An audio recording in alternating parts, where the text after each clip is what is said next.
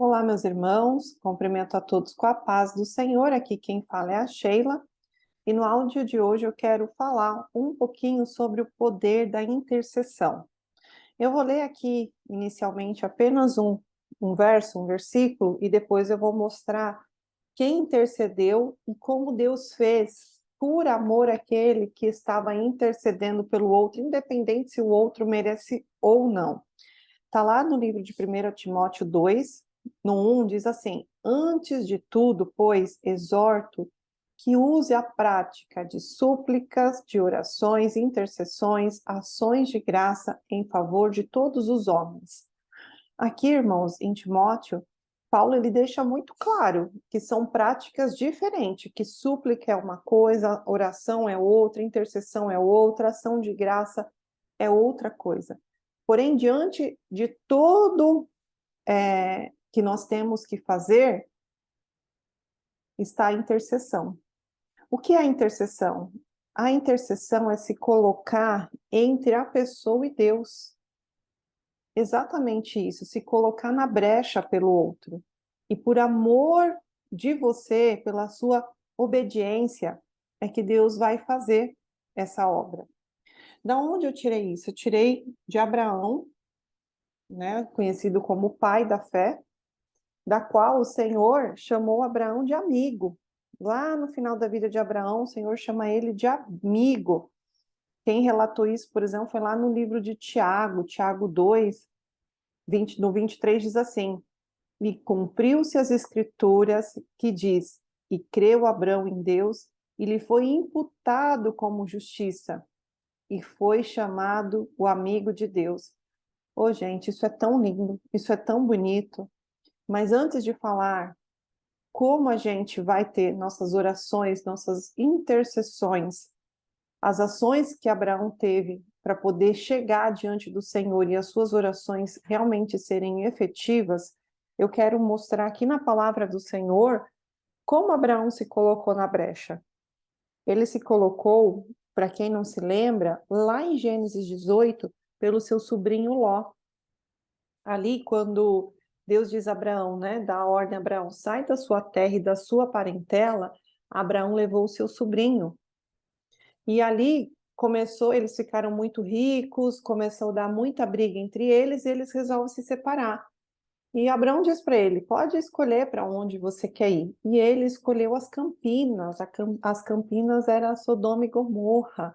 É aquilo que a gente fala, né? Sempre o quintal do vizinho parece ser mais bonito. Será que é mesmo? Olha como era Sodoma e Gomorra, eram Campinas, ou seja, Ló viu que ali havia muita riqueza, mas qual era o plano de Deus para aquele lugar?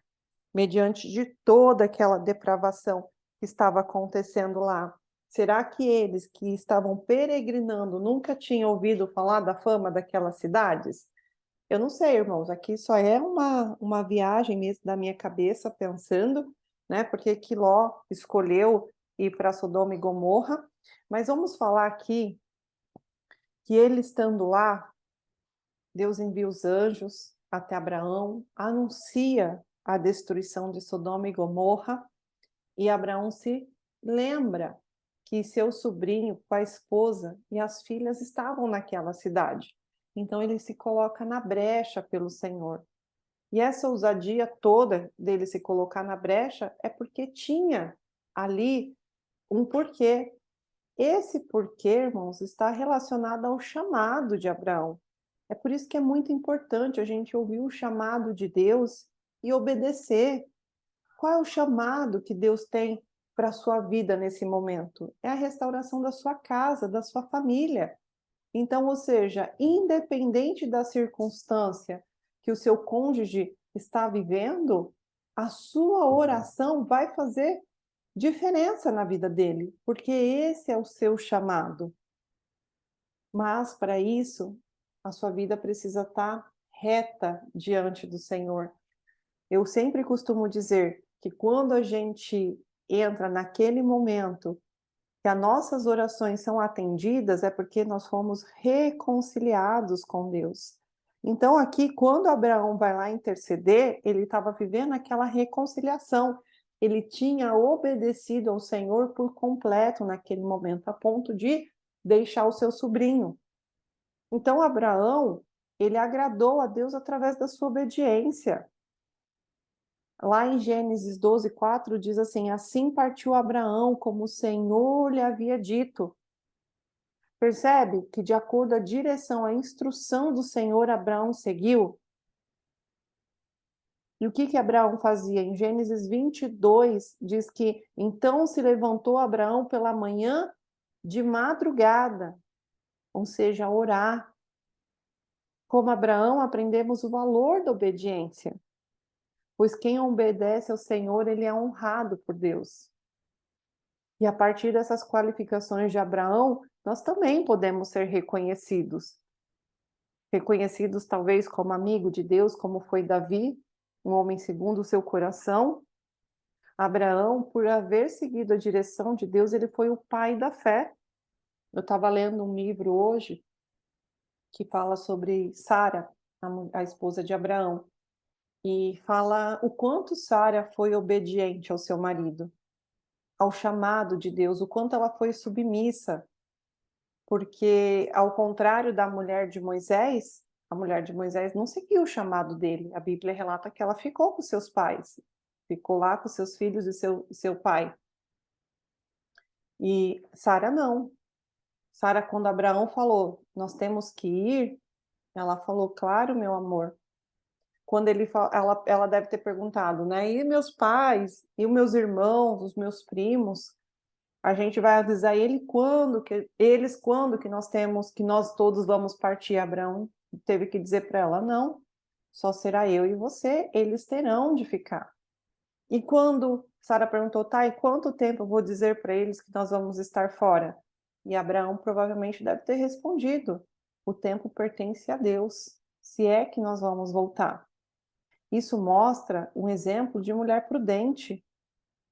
Então, quando Abraão é reconhecido como pai da fé, foi depois de toda a sua caminhada, caminhando no escuro, na direção do Senhor.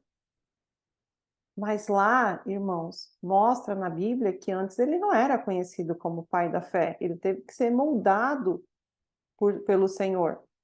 Abraão, ele era tão omisso que a Sara teve que tomar muitas decisões, ela teve que tomar decisão, ela tomou a decisão dele coabitar com a serva, ela tomou a decisão de mandar a serva dela embora com a criança. Isso mostra a omissão dele como homem, deixando para a mulher tomar as decisões. A Bíblia não diz que o homem é o cabeça da casa? Então, irmãos, nessa intimidade de Abraão com Deus, que ele foi, que ele pôde interceder. A palavra amigo no grego, no original da Bíblia, ela é traduzida como filos, o amor filos, né? O amor entre amigos. E assim foi como Deus via Abraão, um amigo mais chegado que irmão. É isso que representa. Eu vou ler aqui para vocês, irmãos, a palavra, então, em Gênesis 18. E esse vídeo eu estou gravando porque uma mentorada ela falou, Sheila, eu vejo a circunstância que meu marido está vivendo, toda a desobediência, porque o marido fala que Deus vai matá-lo, que ele sente que ele vai morrer pela desobediência, mas ela fala, como que ele pode ter tanto medo de Deus? E eu falo, você falou certo, isso é medo, não é temor, porque temor é respeito. E não conseguir fazer o certo. É justamente por isso, porque o medo, ele até nos impede de fazer as coisas, mas a gente vai dando sempre um passinho a mais para poder vencê-lo. Sempre um passinho a mais para poder vencê-lo. Não é assim quando a gente começa a fazer qualquer coisa em nossa vida, a gente não começa com medo? Por exemplo, para as pessoas que estão começando um trabalho novo hoje. Essa pessoa ela foi para lá muito insegura. Será que eu vou gostar? Será que eles vão gostar de mim? Será que eu vou aprender o trabalho? Aí passa uma semana, você já pegou o trabalho, você está gostando, você está feliz, agradecido com Deus, grato com as pessoas que estão dedicando o seu tempo a te ensinar. Mas como foi o primeiro dia? Como foi o dia de hoje, quando você iniciou? Não foi com medo? Mas cada dia você foi avançando e perdendo cada vez mais esse medo de que as coisas fossem dar errado. Assim é o cônjuge que está lá e conhece a palavra de Deus. Ele foi avançando cada vez mais e viu que nada acontecia. Então ali ele foi ganhando confiança nele mesmo. Porque enquanto existia o temor é o respeito. E quando eu respeito, eu não passo do limite, porque eu amo. Não é assim com nossos pais? Aquele filho que tem medo dos pais, ele sempre se tornará um rebelde, porque ele vai avançando cada vez mais o limite do pai. E cada vez, um dia o pai dá uma bronca, no dia seguinte o pai dá um beliscão, no dia seguinte o pai dá uma chinelada, no dia seguinte dá uma cintada. De acordo com que ele vai avançando, o pai também vai avançando nos castigos, porém ele vai ficando cada vez mais resistente, ele vai vendo que ele está suportando cada vez mais aquele desafio, e ele está cada vez mais quebrando limites. Tanto que quando chega numa fase adolescência adulta, ele não obedece a autoridades, ele não consegue cumprir regras. Porém, quando existe o temor, que é o respeito, ele começa a respeitar a primeira autoridade, que é pai e mãe, os mais velhos, por exemplo. Quando ele cresce, essa autoridade, esse respeito, esse temor não vai acabar porque ele cresceu. Ele vai respeitar todas as autoridades da vida dele, porque pai e mãe, por exemplo, sempre vai ser maior do que filho, no grau de autoridade. Então, irmãos, a intercessão, ela é necessária para que teu casamento seja restaurado. Porque o seu cônjuge que está lá vivendo a bagaceira, ele não consegue ver o que ele está inserido. Eu vou ler para vocês a palavra aqui do 18, mas é quando Abraão intercede por Ló. Mas Ló, quando estava lá em Sodoma e Gomorra, ele não temia a vida que ele estava vivendo, nem ele, nem a sua esposa, nem as suas filhas. A ponto de que quando chegam aqueles homens a dar o anúncio a Ló, ele oferece a virgindade das filhas em troca. A sua esposa, por exemplo, que receberam ordem de não olhar para trás, quando ela estava lá no alto lá da montanha, ela olhou para trás. Por que será que ela olhou para trás? Será que foi apenas por curiosidade para saber o que estava acontecendo? Ou será que o coração dela tinha ficado lá? Ou seja, a riqueza, as suas joias, as suas posses, a sua vida, a sua lifestyle, assim, de uma mulher bem-sucedida, esposa de um homem bem-sucedido, né? Porque a palavra diz que Ló, ele ficava às portas da cidade. As portas da cidade é como se fosse um lugar onde só os homens importantes que tomavam decisões ficavam, como os juízes, os prefeitos, esses homens, né? Não se sabe se ele era um deles, mas eu acredito que pelo tanto de dinheiro que ele tinha, que ele fez muita riqueza estando com seu tio, ele era um homem muito estimado. Então será que o que ficou o coração dela lá foi dessa mulher importante, esposa de um homem importante? Mas você vê que ela não tinha temor algum, a ponto que ela olhou para trás. E as suas filhas, então? Da onde elas tiraram a ideia de coabitar com seu pai? Da onde elas tiraram essa ideia? Da vida que elas estavam vivendo em Sodoma e Gomorra. Toda a classe de prostituição acontecia naquele lugar. Então elas aprenderam lá isso. Vocês veem que quando vocês vão ler, elas planejaram, vamos embebedar o nosso pai. Aí uma noite embebedou e uma dormiu com ele, engravidou. Na noite seguinte embebedaram de novo e a outra dormiu com ele e também engravidou. Ou seja, dali saiu duas nações, né? Duas nações totalmente incrédula, de gente ímpia. Não eram de pessoas que temiam a Deus, que eram os edemonitas e amonitas, né? Se eu não me engano. Eu estou tão cansada hoje que eu não estou lembrando nem direito das coisas, né? Moabitas e Amonitas. Está lá em Gênesis 19. Mas então, vou ler aqui para vocês o poder da intercessão. O que vocês têm que fazer pelo seu cônjuge e como vai mover o coração de Deus a favor deles. Para quem está colocando as mãos, o que é colocar as mãos? Mandando mensagem, sendo o Espírito Santo, dormindo com o cônjuge. Tudo isso é colocar a mão, brigando, acusando, não deixando ir. Tudo isso é colocar a mão. Tudo aquilo que está fora de você deixar Deus agir e você está atuando, é você tirando as mãos do Senhor e colocando as suas mãos. Então, pela sua vida reta, de obediência ao Senhor, Ele vai achar graça em você.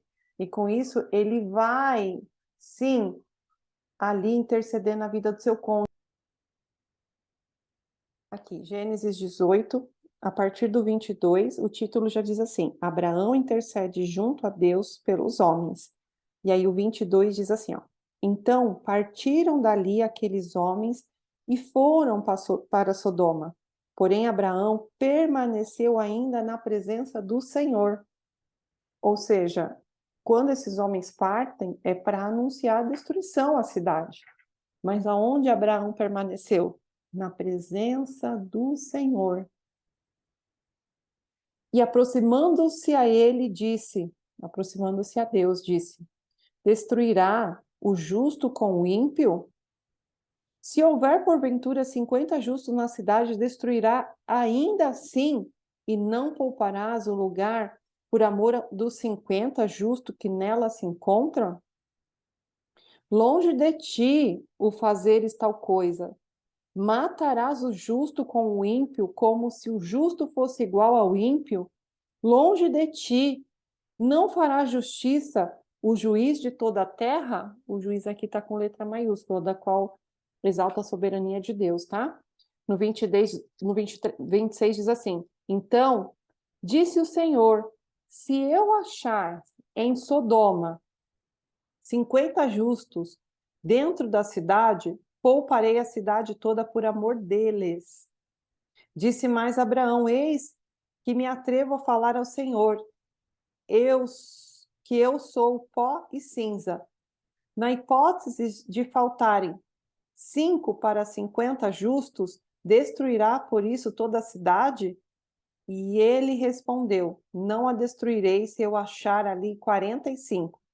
Disse ainda mais Abraão: Se porventura houver ali 40, respondeu: Não o farei por amor dos 40. Insistiu: Não se ire o Senhor, não se ire de ira, desculpa, tá, irmãos? Não se ire o Senhor.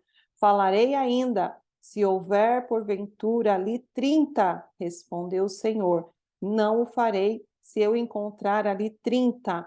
E continuou Abraão: Eis que me atrevi a falar ao Senhor. Se porventura houver ali 20, respondeu o Senhor, não a destruirei por amor dos 20. Disse ainda Abraão: Não se ire, ó Senhor. Se lhe falo somente mais uma vez, se porventura houver ali 10, respondeu o Senhor, não a destruirei por amor dos 10. Tendo cessado de falar a Abraão, retirou-se o Senhor, e Abraão voltou para o seu lugar. Irmãos, o que Abraão mostra para nós aqui nessa passagem da sua intercessão por Sodoma e Gomorra? De que interceder é necessário diante de Deus a perseverança. Nós precisamos perseverar a ponto de incomodar o Senhor. Por isso que Abraão, por 2 vezes, ainda disse assim: se é que eu irei, o Senhor, né? Irei de ira. Ou seja, vou insistir tanto, será que ali o Senhor vai ficar bravo comigo por estar intercedendo, pedindo demais ao Senhor, negociando demais com o Senhor?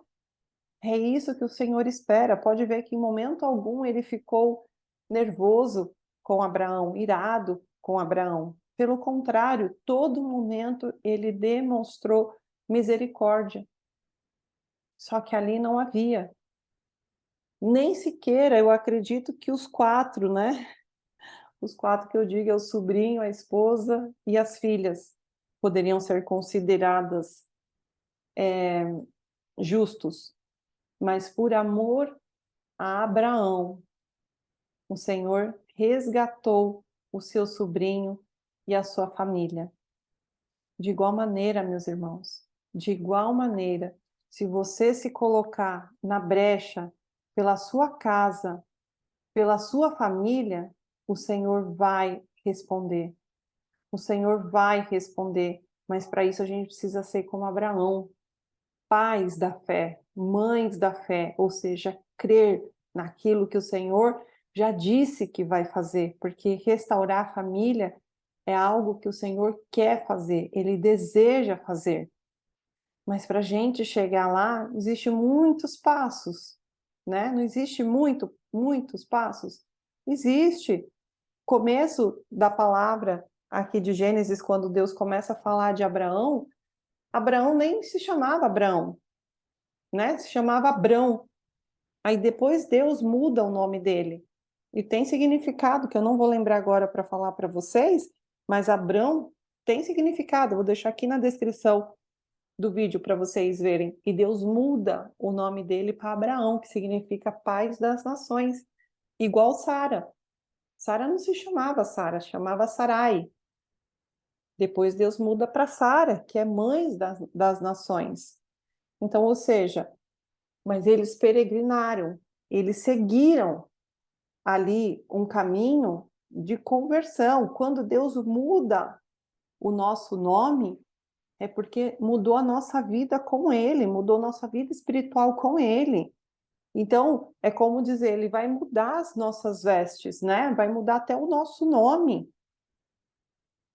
Não é fácil, irmãos, porque existe, né? Existe realmente muito aporte da nossa parte. A gente precisa ser muito firme e resistente para se colocar na brecha pelo outro.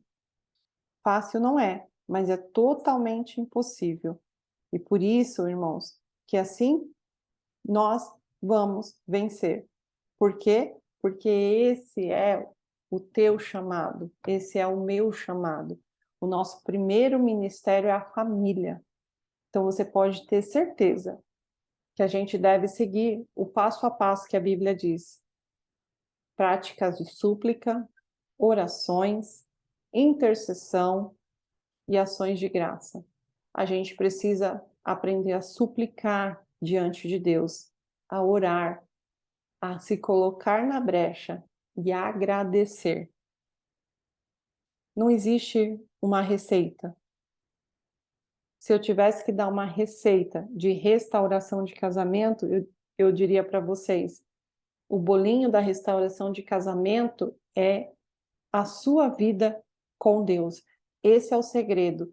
Aumentar a sua intimidade, restabelecer um relacionamento com Deus. Aqueles como a Sheila que estava na igreja há anos e realmente nunca conheceu a Deus, passar a conhecer a essência de Deus, passar a conhecer quem é o Senhor realmente, gerar uma intimidade, passar por uma metanoia, nascer de novo, não é mergulhinho lá nas águas, não, irmãos, não estou aqui desmerecendo o batismo, mas o ladrão da cruz nem batizado foi.